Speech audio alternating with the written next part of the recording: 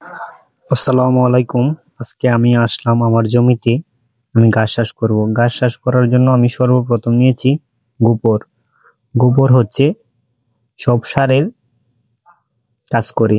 সবচেয়ে যতই আপনি সার দেন, সারের চেয়ে তো সবচেয়ে বেশি কাজ করে আপনার কি গোবর। আপনার যে আমার যে খামারের যে গোবরটা ছিল, অনেকদিন আমি গোবরটা জমা করে রেখেছি। এটা পুরাতন গোবর, যার কারণে সারের চেয়ে বেশি কাজ করবে। তারপরে এখানে নিলাম আমি লাল সার। লাল সার নিলাম আমি এখানে 15 কেজি। তারপর নিলাম মাইটা সার। মাইটা সার নিলাম এখানে 15 কেজি। তারপর নিলাম সাদা সার। হুম। ইউরিয়া নিলাম আমি এখানে 5 কেজি।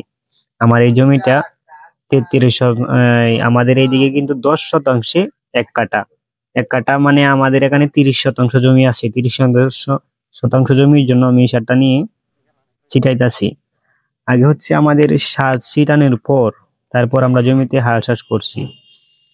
তারপর হাল চাষটা যেন ভালোভাবে আপনি করবেন, যাতে মাটিতে একটা ভালো একটা ফিনিশিং আসে। যদি ফিনিশিং আসে আপনার ছোট ছোট যদি হয়, 3-4টা চাষ দেওয়ার পর আপনার যেগুলা টাকা ছোট ছোট হবে, তারপর যদি আপনি বীজগুলা দেন তাহলে আপনার বীজ একটাও মিস হবে না।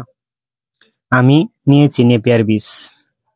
নেপিয়ার বীজ যেহেতু আমাদের এখন শর্ট টাইম শীতকাল, শীতকালে আমাদের ঘাস বেশি বাড়বে না, তার জন্য আমার এই জমিটা ধান কাটা শেষ হয়ে গেছে, অপচয় থাকবে এই জমিটা পড়ে থাকবে। পড়ে থাকার কারণে এখন আমি আমার জমিতে নেপিয়ার ঘাস চাষ করতেছি। নেপিয়ার ঘাসের সঙ্গে আমি দিতেছি জাম্বু ঘাস। আমি এখানে 2 কেজি নিয়েছি নেপিয়ার ঘাসের বীজ, সাথে নিলাম 3 কেজি জাম্বু ঘাসের বীজ। এটা অরিজিনাল ইন্ডিয়ান জাম্বু ঘাসের বীজটি আনছি। আল্লাহর রহমতে দেখতে দেখা যায় ভালোই মনে হয়, যে আল্লাহর রহমতে মনে হয় ভালোই ঘাস হবে। এর আগে আমি কখনো ঘাস চাষ করি নাই। আমি ঘাস কাটিং লাগাইছিলাম এর আগে। আমার কাছে কাটিং আমি চাষ করছি, কিন্তু আমি কোনো সময় বীজ দিয়ে ঘাস আমি তৈরি করি নাই। এবারে আমি প্রথম, দেখি আল্লাহর রহমতে কিরকম ফলন আসে। ভিডিওটা আপনারা দেখতে থাকেন।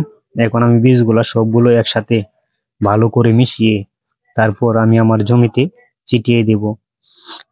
আপনারা অবশ্যই খেয়াল রাখবেন, জমিতে সবগুলা বীজ ছিটানোর পর আরেকটা শ্বাস করবেন। শ্বাস করলে কি হবে, সবগুলা বীজ নিচে যাবে। নিচে গেলে আপনার পাখি খেতে পারবে না। নাই তো এইগুলা বীজের জন্য কিন্তু পাখি অনেক পাগল।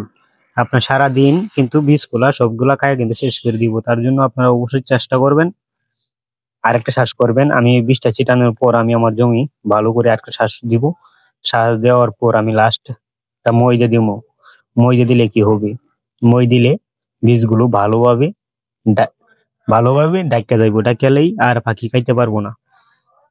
অবশ্যই চেষ্টা করবেন ভালো করে একটা মই দিয়ে জমিটাকে সমতল করে নেবেন।